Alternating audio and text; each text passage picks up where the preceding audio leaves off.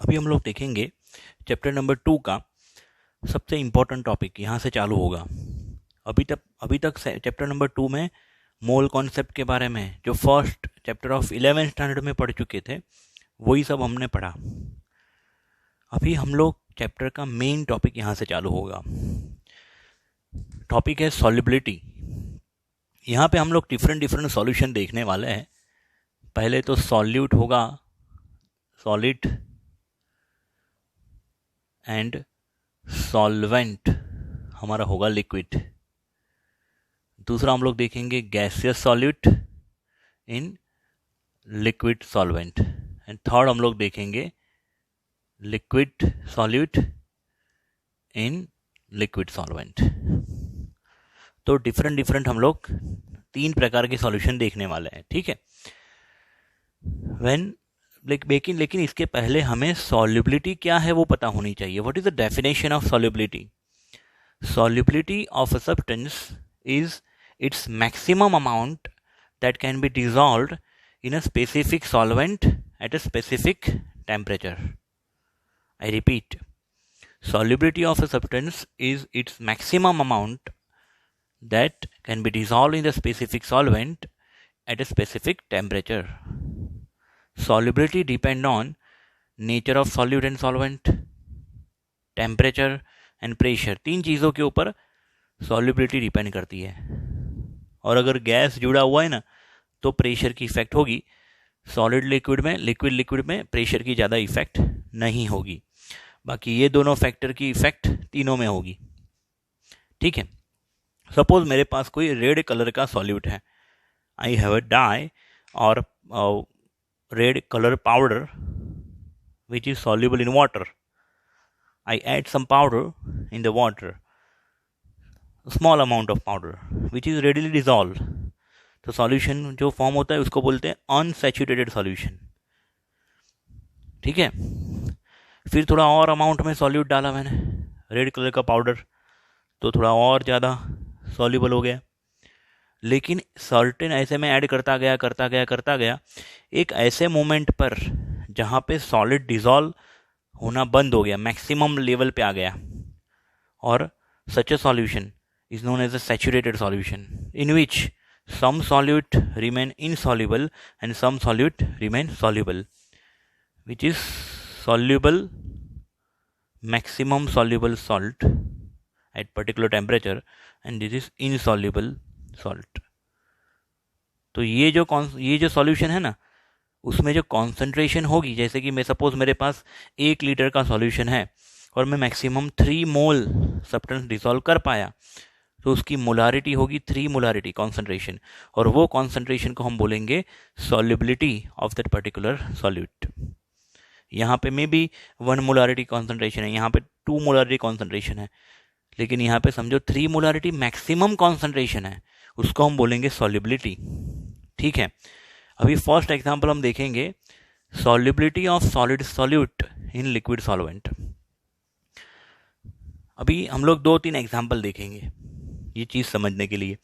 NaCl dissolve in water, NaCl या तो glucose, ठीक है ना, glucose dissolve in water, NaCl or glucose does not dissolve in benzene, NaCl या तो glucose does not dissolve in benzene। naphthalene dissolve in benzene but naphthalene does not dissolve in water। why? because NaCl and water same nature के हैं। NaCl glucose water polar है, वो सब क्या है, polar. और नेप्थलीन और बेंजीन सेम नेचर के, naphthalene and benzene same nature के हैं। और NaCl या तो glucose and water same nature के हैं। आप समझ रहे हो? तो NaCl और ग्लूकोज बेंजीन में डिसॉल्व नहीं होगा और नेप्थलीन वाटर में डिसॉल्व नहीं होगा, क्योंकि they are opposite nature. Opposite nature वाले डिसॉल्व नहीं होंगे, ठीक है। लिक्विड सॉलिड उन सब में nature important play very important role, gas at least सारे लिक्विड में डिजॉल्व हो जाता है। लिक्विड लिक्विड और लिक्विड सॉलिड में ये पोलर नॉन पोलर वाला कॉन्सेप्ट आपको याद रखना पड़ेगा। आप समझ रहे हो कि पोलर जो है वो सब पोलर में डिजॉल्व होंगे, नॉन पोलर है वो एक दूसरे में डिजॉल्व होंगे। लेकिन इधर से कोई पोलर को उठाया मैंने, इधर से किसी को नॉन पोलर को, और दोनों को मिक्स करना चाहा तो वो एक दूसरे में डिजॉल्व नहीं होंगे। समझ रहे हो? क्योंकि intermolecular attraction plays very important role. Intermolecular attraction, इन लोगों का इंटरमॉलिक्यूलर अट्रैक्शन सेम प्रकार का होगा और इन लोगों का इंटरमॉलिक्यूलर अट्रैक्शन सेम टाइप का होगा, ठीक है ना। लेकिन इनका और इनका इंटरमॉलिक्यूलर अट्रैक्शन एक दूसरे को कंपैटिबल नहीं है। एक सिंपल सी बात, आप अपने अपने ग्रुप में किसको फ्रेंड बनाओगे, किसको दोस्त बनाओगे? जिसकी फ्रीक्वेंसी, जिसकी सोच, जिसकी आपके साथ फ्रीक्वेंसी सेट होती है, ठीक है ना। लेकिन जो बंदे का नेचर आपके साथ सेट नहीं होता है तो उसको आप अपने दोस्त नहीं बनाओगे। उसी प्रकार यहाँ पे इन लोगों के नेचर इक्वल है तो एक दूसरे में डिजॉल्व हो जाएंगे, इन लोगों के नेचर एक दूसरे में डिजॉल्व हो जाएंगे, क्योंकि इन दोनों के नेचर सेम है, वो एक दूसरे में डिजॉल्व हो जाएंगे, ठीक है।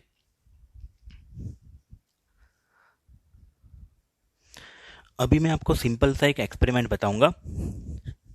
मेरे पास नॉर्मल रूम टेम्परेचर पे 2 ग्लास ऑफ वाटर है, ठीक है। दोनों में इक्वली वाटर मैंने भरा हुआ है, ओके। अभी मैं क्या कर रहा हूँ, एक ग्लास के अंदर यहाँ पे मैंने शुगर ली है, सॉलिड सॉल्यूट, लिक्विड सॉल्वेंट। जब वो दोनों मिक्स होकर लिक्विड सॉल्यूशन बनाएंगे वो प्रोसेस को बोलेंगे डिसोल्यूशन। मतलब शुगर के पार्टिकल्स बड़े बड़े होते हैं, वो जब टूटेंगे उसको बोलते हैं डिसोल्यूशन, डिसॉल्व होना, ठीक है। तो मैंने इसके अंदर 1 चम्मच शुगर डाल दी, ईजिली वो डिसॉल्व हो जाएगी। अगर मैं ऐसे स्टेयर करता रहूँगा, ठीक है, अगर ये स्टेयर करता रहूँगा तो ईजिली डिसॉल्व हो जाएगी।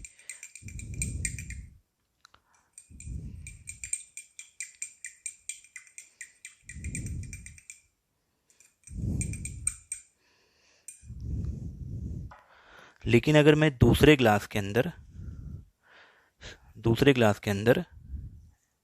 1, 2, 3, 4, 5, अब देख सकते हो यहाँ पे ग्लास की कैपेसिटी, पानी की जो कैपेसिटी है ना, उसकी औकात से कुछ ज़्यादा ही मैंने शुगर डाल दी। इसको हम स्टर करते रहेंगे, ठीक है।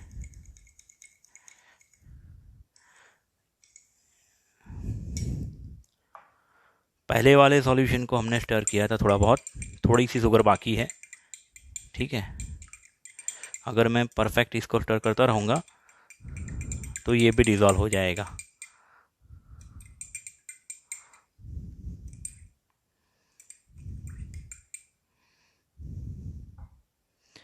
इसको मैं करीबन 1 घंटे तक भी स्टर करता रहूँगा ना, फिर भी यहाँ पे शुगर डिसॉल्व होना क्या हो जाएगी, बंद। आप देख सकते हो इसमें ऑलमोस्ट शुगर डिसॉल्व हो गई है। इसमें शुगर काफ़ी देर तक मैं स्टेयर करता रहूँगा तो वो डिसॉल्व नहीं होगी।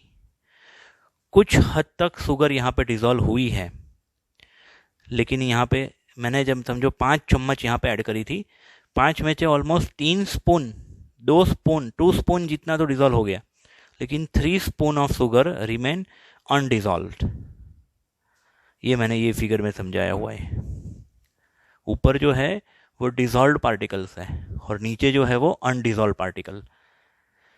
अभी आपको लगता होगा कि इसके अंदर ये जो अनडिसॉल्व्ड है वो सेटल डाउन हो गए, नहीं, ये जो अनडिसॉल्व पार्टिकल है ना वो भी जाना चाहते हैं ऊपर, ठीक है।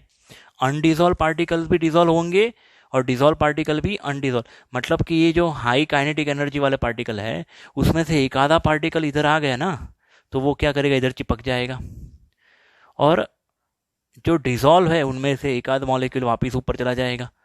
मतलब जो कॉन्सेंट्रेशन है वो क्या रहेगी, constant.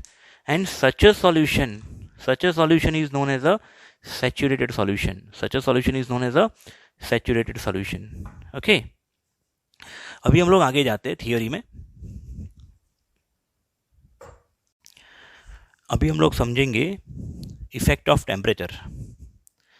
Generally dissolution of solid solute in liquid solvent is endothermic process. जैसे कि अभी शुगर का जो हमने प्रोसेस देखा पानी में डिज़ोल्व होने का, वो प्रोसेस एंडोथर्मिक है. मतलब वो डिज़ोल्व होने में हीट गेन करेगी, क्योंकि सॉलिड के पार्टिकल को टूटने में, डिसोल्यूशन होने में एनर्जी की ज़रूरत पड़ेगी. ठीक है ना. Solid solute plus liquid solvent plus heat reversible gives solution delta H greater than zero. अब ये delta H greater than zero 11th standard के थर्मोडायनेमिक्स चैप्टर में आ गया था. 11th स्टैंडर्ड के 6th चैप्टर थर्मोडायनेमिक्स में आ गया था. सही है. तो solid solute liquid solvent dissolve होने के लिए हीट को क्या करेंगे, गेन करने के लिए ईयर हीट रिएक्टेंट साइड मैंने लिखा है. हीट को कहाँ लिखा है बेटा, रिएक्टेंट साइड. अभी अगर हम in this reaction according to law Chatelier, if we increase the temperature, it means we increase the reactant, one of the reactant. If we increase the reactant as per the law Chatelier, reaction goes forward side. As per the law Chatelier principle, if you change any factor affecting on equilibrium try to nullify the change applied by you. आप समझ रहे हो. आप कोई भी change लाओगे, equilibrium खुद वो चेंज को नलीफाई करने का ट्राई करेगा. ये लॉ शेटलर प्रिंसिपल में 11th स्टैंडर्ड में हम लोग पढ़ चुके हैं. तो आप यहाँ पे अगर टेम्परेचर को बढ़ाओगे तो रिएक्शन किधर जाएगी, फॉरवर्ड साइड. मतलब डिसोल्यूशन क्या होगा, बढ़ेगा. ठीक है ना. In this type of reaction, solubility increases by increasing temperature. Remember, in this type of reaction, solubility increases by increasing temperature. So we can say solubility is proportional to temperature. Solubility is proportional to temperature. ये जो sugar यहाँ पे dissolve नहीं हुई है ना, ठीक है, अगर मैं इसको गर्म रख, आप घर पे भी ये कर सकते हो, करना. इसको नीचे मोमबत्ती रखना, ठीक है, या तो इसको गैस के ऊपर रख देना, गैस स्टोव को जला के, क्या होगा, ये जो बाकी बची हुई शुगर है ना वो भी डिज़ोल्व हो जाएगी. इसका मतलब प्रोसेस कैसी थी, एंडोथर्मिक थी. ठीक है ना. But in exothermic process delta H negative होता है, और सॉलिड सॉल्यूट लिक्विड सॉल्वेंट के साथ मिक्स होके जब लिक्विड सॉल्यूशन बनाता है उस समय पे हीट लूज करता है, हीट लॉस्ट बाय सिस्टम. अभी यहाँ पे हीट प्रोडक्ट साइड है. According to Le Chatelier, if you increase the temperature in this type of reaction, what happen in exothermic process, what happen, कोई सॉल्यूट ऐसा भी होता है कि जिसमें एक्सोथर्मिक प्रोसेस होती है. तो अगर आप टेम्परेचर को बढ़ाओगे इट मीन्स प्रोडक्ट को आपने इंक्रीज किया, और if you increase the product reaction goes on reverse side. It means crystallization होगा, सॉलिड सॉल्यूट रीफॉर्म होगा. सॉलिड सॉल्यूट क्या होगा, रीफॉर्म. तो in exothermic process solubility decreases by increasing temperature. I repeat, solubility decreases by increasing temperature. एक example, Thums up, Pepsi या soda, भले वो solid नहीं है लेकिन एक एग्जाम्पल एक्सोथर्मिक का है. उसके अंदर कार्बन डाइऑक्साइड डिजोल्व होता है सॉल्यूट के तौर पे. ठीक है. अगर आप उसको लो टेम्परेचर पे रखोगे ना तो अंदर डिज़ोल्व हुआ रहेगा वो. लेकिन अगर आपको वो कोल्ड ड्रिंक को, सोडा को टेम्परेचर बढ़ा के रखोगे, हाई टेम्परेचर पे रखोगे, तो वो जो बना डिज़ोल्व हुआ गैस है ना वो रिवर्स आ जाएगा, सॉल्यूट सॉल्वेंट अलग हो जाएंगे, गैस इवोपरेट हो जाएगा. मतलब process goes on reverse side at high temperature in exothermic process. ठीक है बच्चों. तीसरा फैक्टर है यहाँ पे सॉलिड के अंदर प्रेशर. प्रेशर की कोई इफेक्ट ही नहीं है. There is no effect of pressure.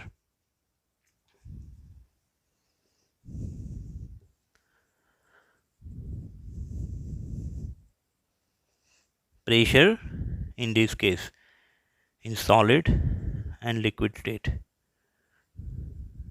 because they are incompressible. They are incompressive या तो इनकॉम्प्रेसिबल, इसलिए सॉलिड या लिक्विड के ऊपर प्रेशर की इफेक्ट नहीं होगी। प्रेशर की इफेक्ट कहाँ पे होगी? गैस होगा तो भी होगी। ठीक है,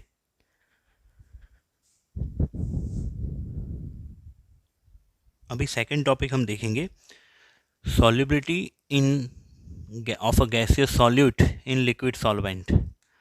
तीन चीज़ों के ऊपर वो डिपेंड करती है। Gaseous solute and liquid solvent अगर है तो पहला तो नेचर जो हमने सॉलिड में देखा था, उसी प्रकार दूसरा है टेम्परेचर एंड तीसरा है प्रेशर। ठीक है, there were three factors affecting on solubility of gaseous solute in liquid solvent.